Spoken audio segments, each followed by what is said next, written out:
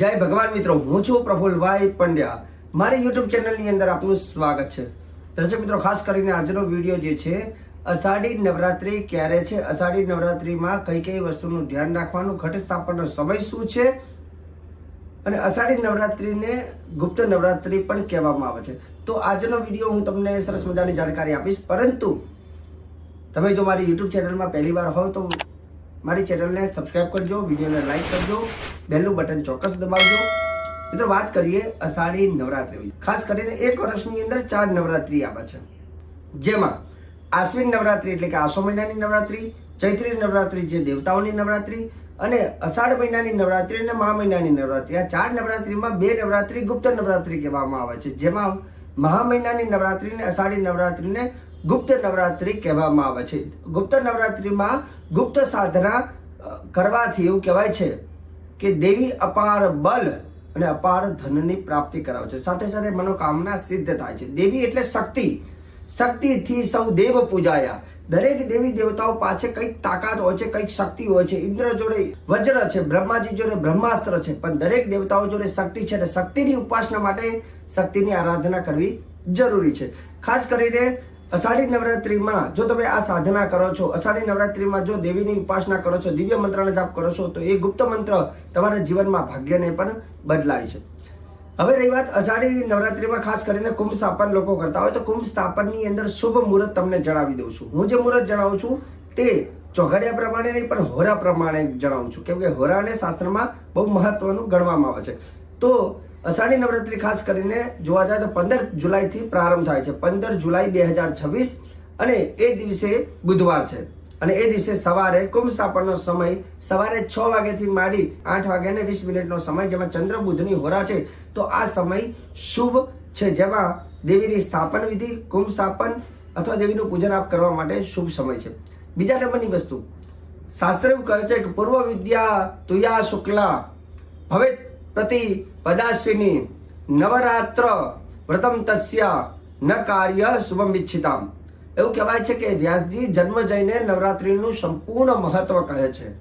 જે વ્યક્તિ નવરાત્રી કરવા માંગતા હોય એ હંમેશા ઉત્સાહપૂર્વક, આનંદપૂર્વક આ નવરાત્રી કરવી, ક્રોધનો ત્યાગ કરવો. કઈ બાબતોનું ધ્યાન રાખવાનું? નવરાત્રી કરનાર વ્યક્તિ એકટાણું કરી શકે અથવા નકોડો ઉપવાસ કરી શકે છે. દેવીની નિત્ય 9 દિવસ સુધી પૂજન કરવાનું, પંચામૃતથી દેવીને સ્નાન કરવાનું, મૂર્તિ હોય અથવા યંત્ર હોય એની પૂજન કરવાનું, અને સાથે સાથે ઘરના દ્વાર ઉપર તોરણ બાંધવું, રોજ દેવીની પૂજા પહેલા શંખનાદ કરવો. કુંભ સ્થાપન ઝવેરા વાવી અને કુંભ સ્થાપન આપ કરી શકો.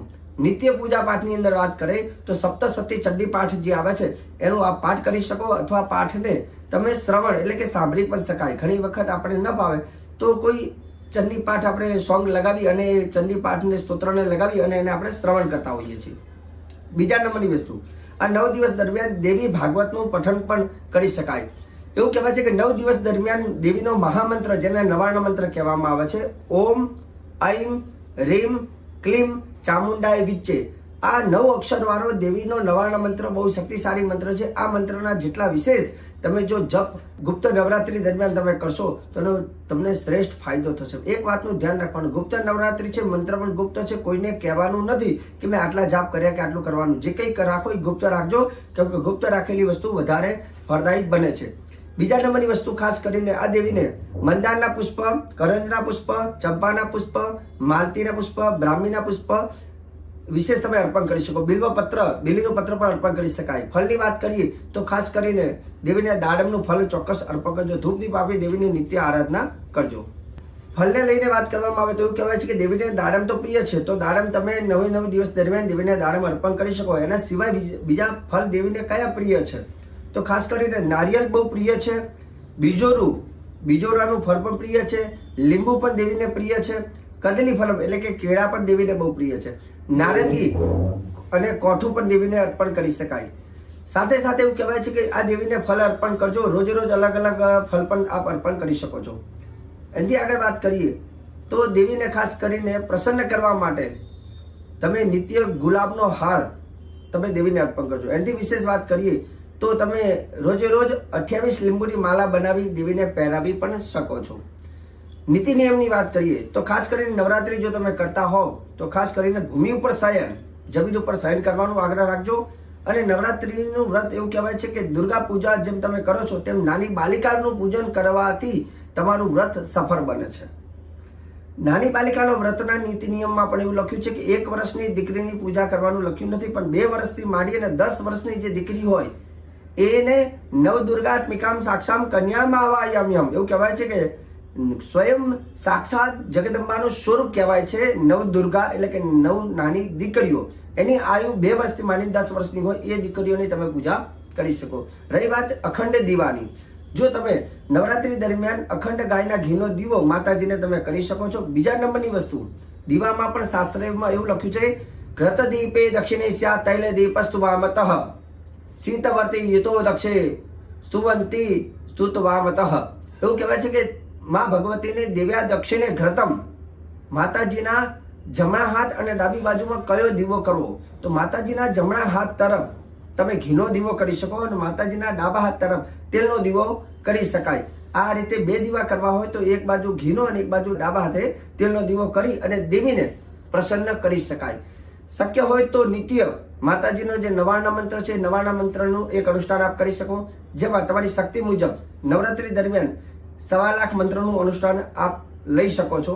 એનાથી ઓછું પણ લઈ શકાય, પણ ઓછામાં ઓછું 9 દિવસ દરમિયાન 1.25 લાખનું મંત્રનું અનુષ્ઠાન કરશો અને ગુપ્ત મંત્ર રાખશો અને તમારી જે મનની ઈચ્છા હોય ગુપ્ત એ દેવીને અર્પણ કરજો.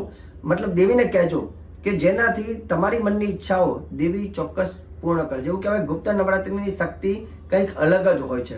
નવદુર્ગા સ્વયં વ્યક્તિના મનોરથ પૂર્ણ કરે છે. પણ આ સાધના ઉપાસના કરવાનું આ વ્રત, આજે નવરાત્રી વ્રત જે છે એને શાસ્ત્રમાં 4 વ્રતને વિશેષ મહત્વ ગણવામાં આવે છે, પણ ગુપ્ત હોય તો એની તાકાત પણ અદ્ભુત હોય છે. તો દર્શક મિત્રો, ખાસ કરીને આજે મેં અષાઢી નવરાત્રીને લઈને સરસ મજાની તમને જાણકારી આપી છે. વિડીયો જો તમને સારો લાગ્યો હોય તો વિડીયોને લાઈક કરજો, શેર કરજો અને ચેનલને સબસ્ક્રાઈબ કરજો. રહી વાત જ્યોતિષને લઈને, જો તમારે જ્યોતિષને લઈને કંઈ પણ જાણકારી લેવી હોય તો તમે અમારા કાર્યાલય એટલે કે અમદાવાદની અંદર અમારું કાર્યાલય છે, હું અત્યારે હાલ અમદાવાદની અંદર છું, તો ત્યાં આપ આવીને મારી મુલાકાત કરી શકો છો. આગળ પણ શ્રાવણ માસની અંદર અમે કૈલાસ માનસરોવરની યાત્રા પણ કરવાના છીએ.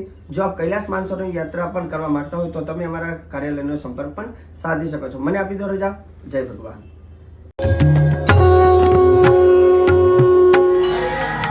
જય ભગવાન.